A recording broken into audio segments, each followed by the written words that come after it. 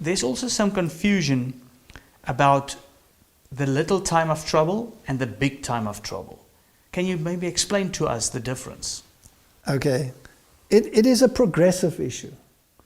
Now, the little time of trouble is a time period before the implementation of the mark of the beast. So in other words, turmoil in the world will increase, natural disasters will become very prominent. Basically, you can go through the list of Matthew 24 and see what the issues will be at the end of time. There will be many messiahs.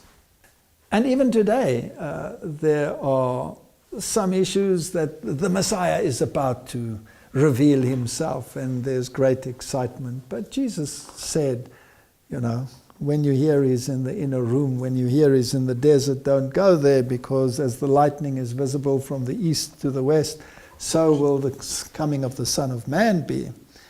So we have this period of time of great turmoil. And that is called the little time of trouble. When your personal freedoms will be restricted, and eventually the nations become angry, and there's more and more of a clamor for morality. The world is going to pot, they will say. Morality has gone out of the window. And we have all of these turmoils and these calamities, and maybe they'll even say these viruses, because people have left God. Yes. Automatically, that will lead people to start introducing religious legislation. Now, if you take the Noahide laws that we talked about, for example, they have a religious connotation because you have to acknowledge the one God. And you may not blaspheme that God. That is a law. Yes.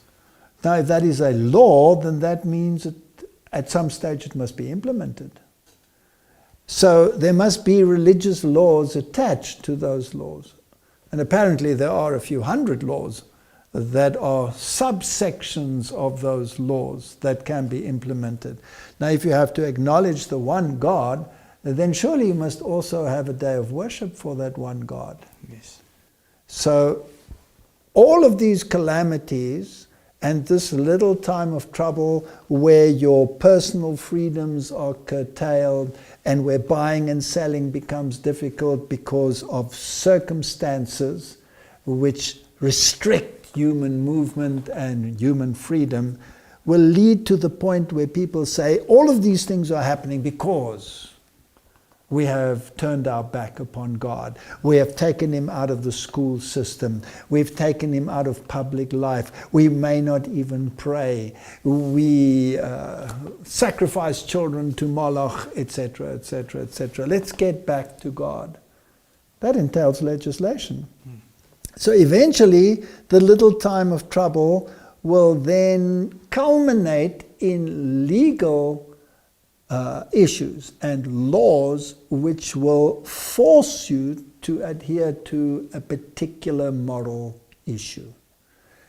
And once those laws are enacted which are contrary to God's law, but not necessarily contrary to the laws of the beast, which we are warned against, then you have a moral choice.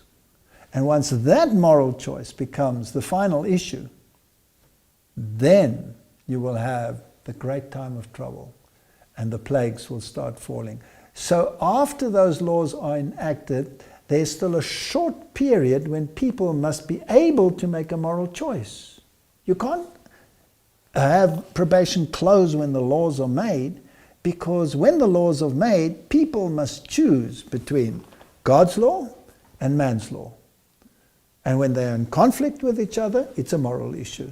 It's an issue of worship. Yes. It brings a thought to me about, in the spirit of prophecy, there was a quote.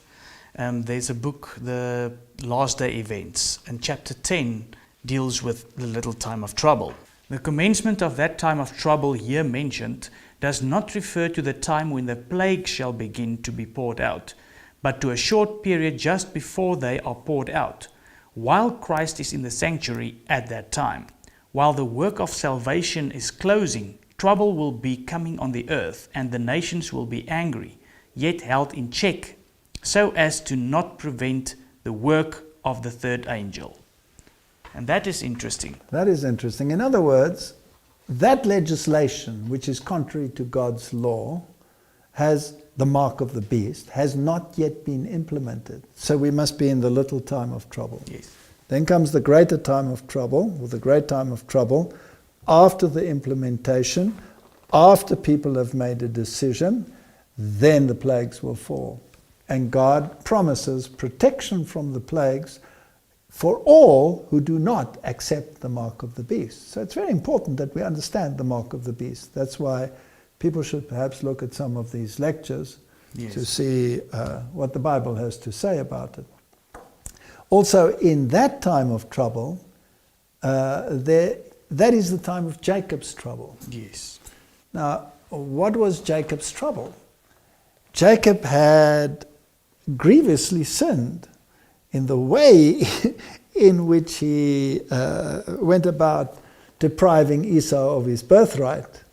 And in that sense, he was wrestling with God as to whether he was forgiven or not. So in that time when probation is closed, and there is basically nothing that you can do about your salvation other than rely on the one who has redeemed you, which is Jesus Christ, that is the time when you go through Jacob's trouble, when you wrestle with God and say, Lord, have I confessed my sins? Have I been forgiven all my sins? Have you washed me in the blood of the Lamb? Is there any fault in me which has prevented you from doing this? This is the mental anguish and the turmoil. And then faith comes in.